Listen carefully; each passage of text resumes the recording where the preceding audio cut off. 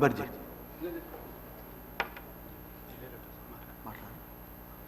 Palvai Purushottam, sorry Palvai Harish.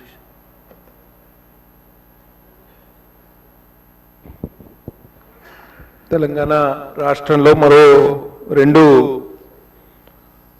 Private విశ్వవిద్యాలయాలకు అనుమతులు ఇచ్చే క్రమంలో తెలంగాణ ప్రైవేటు విశ్వవిద్యాలయం స్థాపన మరియు క్రమబద్ధం చట్టం 2018ని సవరించుటకై ఈ బిల్లు ప్రవేశపెట్టడం జరిగింది. మామిడిపల్లి వద్ద గల రాజీవ్ గాంధీ అంతర్జాతీయ విమానాశ్రయం సమీపంలో అమిటీ విశ్వవిద్యాలయం, అట్లనే భువనగిరి జిల్లా పోచంపల్లి మండలం దేశముఖి గ్రామంలో సెయింట్ మేరీస్ రీహాబిలిటేషన్ యూనివర్సిటీ. రాష్ట్రంలో రోజు రోజుకు మనం ప్రైవేటు విశ్వవిద్యాలయాలు, నేను స్పెసిఫిక్గా ఈ ప్రైవేటు విశ్వవిద్యాలయాన్ని కాదు కానీ ప్రైవేటు విశ్వవిద్యాలయాలు, నేను కొంపల్లిలో నివాసం ఉంటా, అక్కడ ఎటు చూసినా ప్రైవేట్ యూనివర్సిటీస్ చాలా వరకు ప్రభుత్వం, గత ప్రభుత్వం కూడా అనుమతినిచ్చింది. ఇప్పుడు ఈ ప్రభుత్వం కూడా అదే ఒరవడిని కొనసాగిస్తుంది. అధ్యక్షుడు, చాలా ఖర్చుతో కూడుకున్న వ్యవహారం అయిపోయింది. ప్రైవేట్ యూనివర్సిటీలు కానివ్వండి, universal privatisation of education, be it school education or higher education వైపు తెలంగాణ రాష్ట్రం పోతుంది. ఇది పూర్తిగా ఆందోళనకరమైన విషయం. అధ్యక్షుడు, ఇప్పటికే బడీడి పిల్లల్లో 55% తెలంగాణ రాష్ట్రంలో బడీడి పిల్లల్లో 55% ప్రైవేట్ స్కూళ్ళకు పోతున్నారు, 45% మాత్రమే ప్రభుత్వ పాఠశాలలకు వస్తున్నారు. అట్లనే ఇవాళ హయ్యర్ ఎడ్యుకేషన్ ఇన్స్టిట్యూషన్స్ లెక్కకు వస్తే రాష్ట్రంలో 363 ప్రైవేట్ ప్రొఫెషనల్ కాలేజీలు ఉంటే గవర్నమెంట్ ఇన్స్టిట్యూషన్స్ కేవలం 25 మాత్రమే ఉన్నాయి. అంటే students have to depend on private colleges. ఇది ఆందోళనకరమైన విషయం. అధ్యక్ష, అట్లనే private engineering tuition fee have risen by more than 50% over the past decade. అంటే 50% పైగా ఈ 10 సంవత్సరాల్లో పెరిగింది. అధ్యక్ష, ఇది కూడా ఆందోళన కలిగించే విషయమే.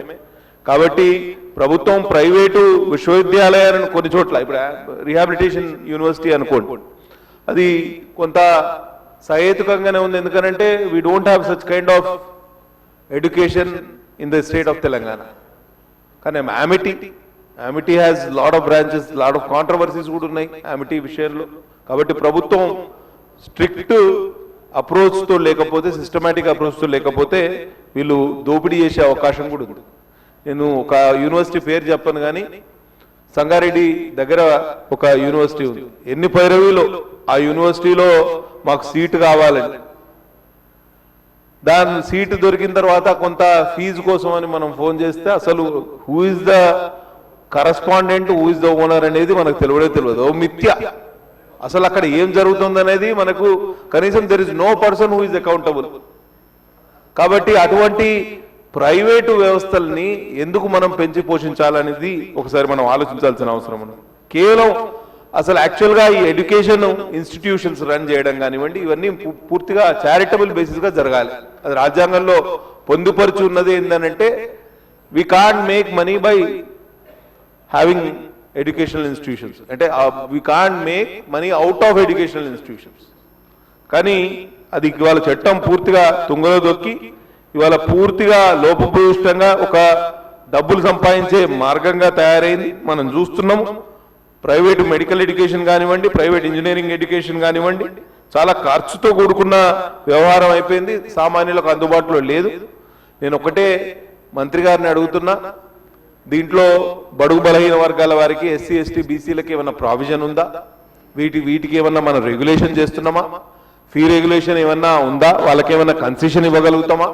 మనం వాళ్ళకు కొన్ని ఫెసిలిటీస్ ఇచ్చి వారికి కొంత మనం వారికి మద్దతు తెలిపినప్పుడు వారికి ఒక చట్టం చేసి వారికి ఒక సిస్టమేటిక్ వేలో వాళ్ళకు మనం మద్దతు తెలుపుతున్నందుకు తప్పకుండా వారు కూడా ఈ సమాజానికి ఇతోధికంగా సహాయం చేయాలి.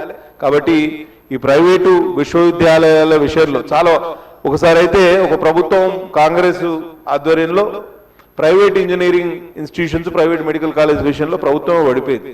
కాబట్టి అప్పుడున్న వ్యవస్థ అట్లా ఉండే. కాబట్టి చాలా అప్రమత్తంగా ఉండాల్సిన అవసరం ఉన్నది ఈ ప్రైవేట్ యూనివర్సిటీల విషయంలో అని నేను తెలియజేస్తూ సెలవు తీసుకుంటున్నా. ధన్యవాదాలు అధ్యక్ష.